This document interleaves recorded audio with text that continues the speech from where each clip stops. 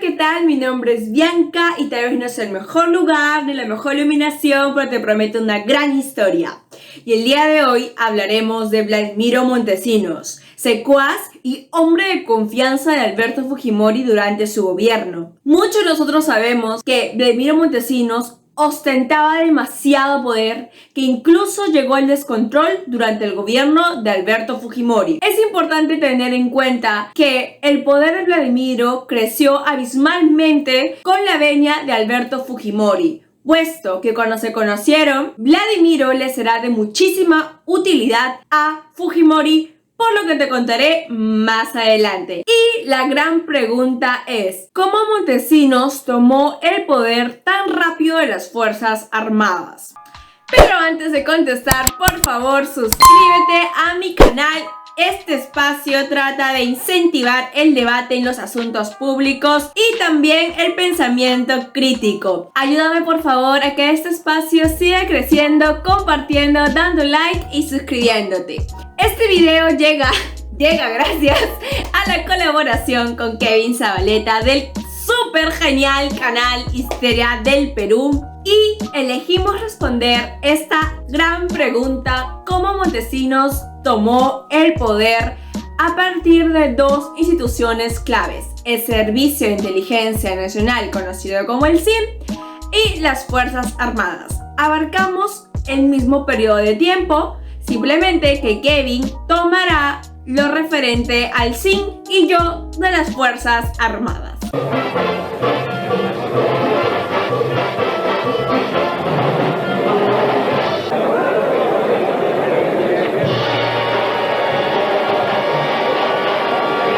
La pregunta que nos convoca hoy, antes de responderla, es importante hacernos dos preguntas previas. La primera, ¿qué son las Fuerzas Armadas? Y la segunda, ¿qué es lo que pasaba con las Fuerzas Armadas antes del gobierno Fujimori? Bueno, la primera pregunta. Las Fuerzas Armadas es básicamente la representación de la frase "si no obedeces, te meto palo", porque las Fuerzas Armadas es la institución que tiene el uso legítimo de la fuerza, tanto para hacer cumplir las leyes internamente en el Perú, como para proteger al Estado, su soberanía, su independencia y su integridad territorial. Según la Constitución actual del Perú, en su artículo 165, las Fuerzas Armadas están constituidas por el Ejército, la Marina de Guerra y la Fuerza Aérea. En 1957 se da la creación del Comando Conjunto de las Fuerzas Armadas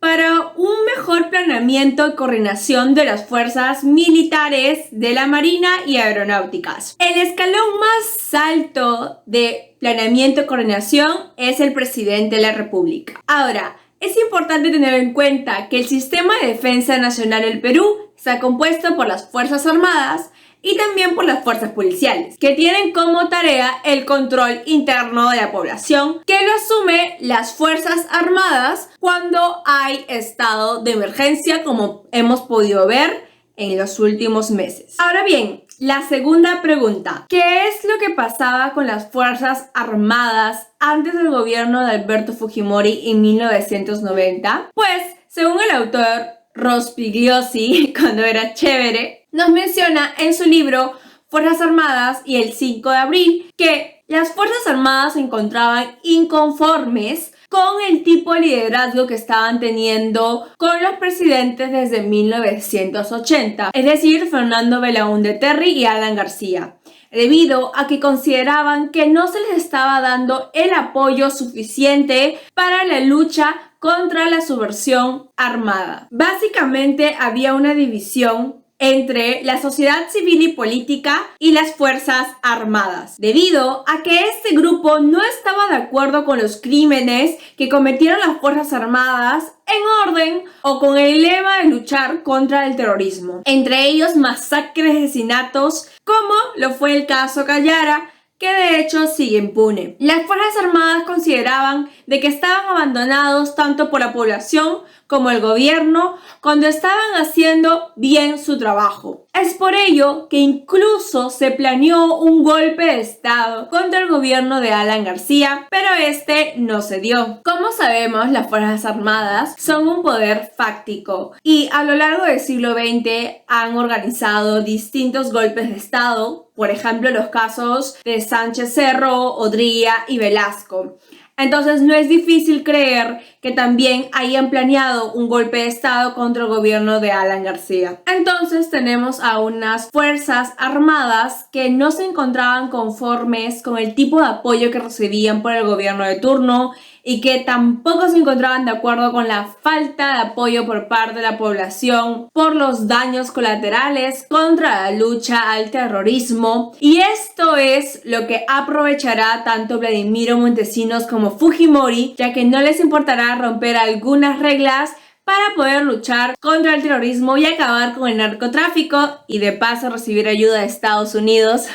Y siempre con el dicho que caracteriza a estos dos señores, el fin justifica los medios. Y llegamos a la tercera pregunta. ¿Cómo Vladimiro Montesinos tomó el poder tan rápido de las Fuerzas Armadas? Pues, según el libro Historia de la corrupción del Perú de Quirós, este autor nos comenta que Vladimiro era conocido y requerido por ser un eficiente y inescrupuloso abogado. Este ex capitán tenía ya de por sí contactos en las Fuerzas Armadas. Sin embargo, renovó agenda y llegó a los altos mandos debido a su fama de Mr. Músculo del Derecho. Él podía dejarte limpio de todos los delitos, desde asesinato hasta narcotráfico.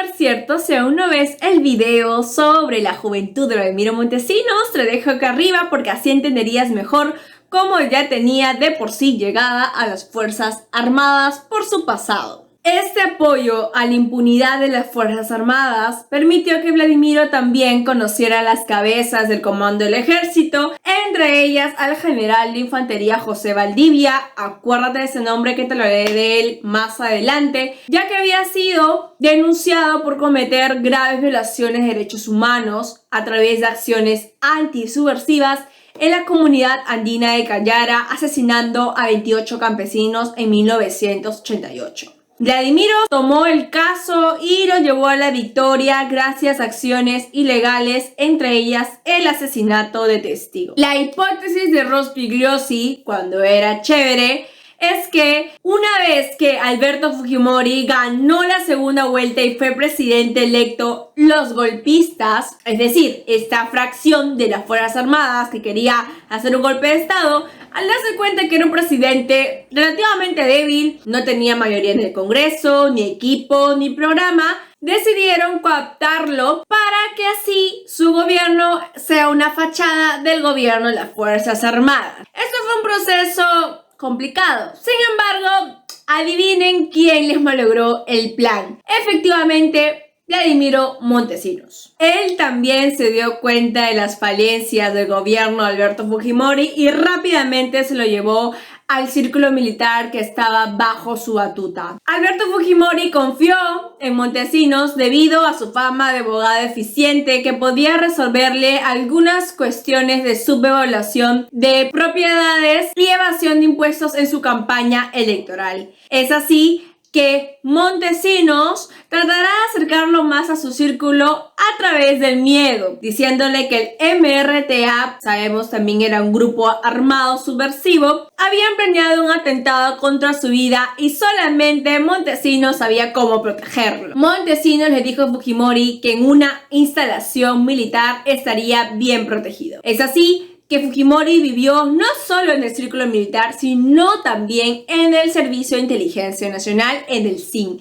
Esta alianza es simbólica para entender el camino que tomó este gobierno autoritario para dar el autogolpe de 1992. También esta alianza se manifestó en las directrices legales e ilegales que se dieron para luchar contra el terrorismo. Dentro de los delitos que se cometieron se encuentran los casos Barrios Altos y La Cantuta. Y sí, el autogolpe de 1992 es un factor clave para entender el Fujimorato. Básicamente, el autogolpe les permitió poder manejar las instituciones a su favor y acumular muchísimo dinero con el fin de mantenerse en el poder y comprar a quienes se opongan. Para lograr su fin a través del autogolpe era necesario poner a los suyos, a sus cabezas, en los altos mandos militares para que todo vaya bien y no haya quejas. Es así que Montesinos, ayudándose de su agenda que formó en su pasado y a su agenda renovada que formó por su fama de abogado, seleccionó a quienes irían como los nuevos altos mandos militares. Cabe dejar en claro que Fujimori fue esencial para esta tarea, puesto, como todos sabemos, el jefe supremo de las Fuerzas Armadas es el presidente electo. Algunos ejemplos de estos cambios es sustituir al ministro de Defensa en 1990. También el llevar a José Valdivia, que hablé más arriba de él, cliente de Montesinos, para que sea el nuevo comandante de la segunda región militar con base en Lima, sustituyendo al inconforme Jaime Salinas, que será uno de los militares que estaría en contra de este manejo de las Fuerzas Armadas. Es así que finalmente Fujimori, en noviembre de 1991, decide cambiar la legislación del Comando Conjunto de las Fuerzas Armadas para que su presidente ya no sea elegido de manera rotativa, sino que sea un cargo de confianza, es decir, elegido a dedo por Fujimori. Así pusieron al general Nicolás Hermosa Ríos como comandante jefe del ejército, por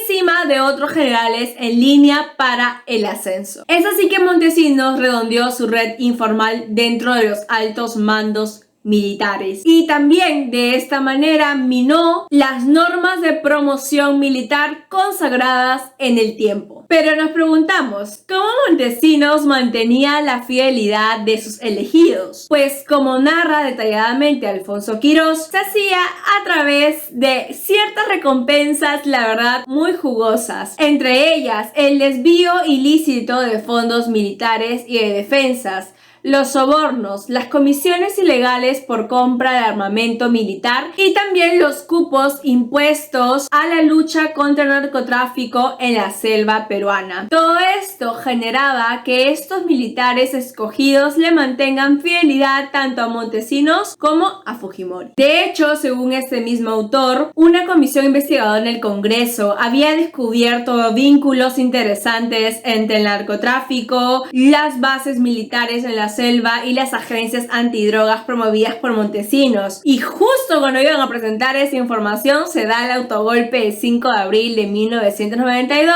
y cabe decir que se llevaron la información de esa comisión y desaparecieron los documentos que los inculpaban. De este modo se estableció una estrecha sociedad de corrupción y alianzas políticas entre los altos mandos militares del ejército y de la policía con el gobierno de Fujimori. La agenda renovada de Montesinos incluía a más de 30 generales del ejército, de la Fuerza Aérea, de la Aeronáutica y de la Marina. Según la sentencia condenatoria de Barrios Altos y La Cantuta, estos veloces y estratégicos cambios en los altos mandos militares obedecían a la lógica del autogolpe de 1992 porque serían justamente estas cabezas quienes lo ejecutarían, entre ellos el general Hermosa Ríos, y sí, Montesinos estuvo en medio de todo ello. Suena increíble esto, pero es cierto, Montesinos ya ostentaba el control institucional castrense y de inteligencia. De hecho, iba a las reuniones entre el Ministerio de Defensa y el Comando Conjunto de las Fuerzas Armadas como representante del presidente Fujimori. También era sabido que Montesinos ejercía de representante de las Fuerzas Armadas ante el presidente Fujimori. Rápidamente los altos militares se dieron cuenta que el vocero de las Fuerzas Armadas ante el presidente sería Montesinos Torres. Y así llegamos al golpe de estado del 5 de abril de 1992. Según Quirós, Montesinos sentó las bases del autogolpe y fue el enlace de coordinación extraoficial entre Fujimori y el comando militar. Entre muchas razones, una de las principales para justificar el autogolpe de Estado fue la lucha contra el terrorismo. Un dato curioso es que la oposición al autogolpe de Estado mencionó que este se dio debido a las denuncias de corrupción hechas por su esposa Susana Higuchi, que si no has visto el video donde te explico todo lo que pasó de manera detallada, lo dejo aquí arribita. El protagonismo de Montesinos junto con las Fuerzas Armadas seguirá a lo largo de los años del gobierno de Alberto Fujimori con muchísima impunidad. Se preguntarán, ¿todos los generales estuvieron de acuerdo con esas tácticas? Y no. Como te mencioné, hubieron algunos, como Jaime Salinas y Rodolfo Robles, quienes estuvieron en contra, pero fueron silenciados con diversas tácticas. Y bueno, antes de terminar, para resolver la pregunta, en 2 frases, ¿cómo Montesinos tomó el poder tan rápido en las Fuerzas Armadas? Es gracias a poner a su gente en los altos mandos militares, de ayuda con un gobierno que se prestaba para romper algunas reglas para llegar al objetivo en común. Tu gente, un objetivo en común y buenas recompensas económicas le dieron la facilidad de llegar al poder tan rápido a Montesinos y también gracias a Fujimori. Ahora sí, gracias por llegar hasta aquí. Si viste todo el video, por favor suscríbete, dale a activar a la campanita de notificaciones. También recuerda que puedes seguirme en mis redes sociales como bianca.centeno.calderón en Instagram. Ahí hago encuestas sobre qué temas podemos tratar en este canal. Y también, por favor, si te gustó la información, crees que es relevante, importante, la compartas con tus familiares y amigos. Este canal te lo agradecerá un montón. Recuerda que tu opinión es sumamente importante para este canal porque la idea es justamente incentivar el debate en asuntos públicos. Así que déjame tu comentario abajito. También recuerda visitar el genial canal de Kevin Zabaleta Historia del Perú, que estoy segura que habrá información que te llamará la atención. Espero que todos estén muy bien en estos momentos complicados y les mando un fuerte saludo. Hasta el próximo video. Voy a tratar de subir más seguido. Chao.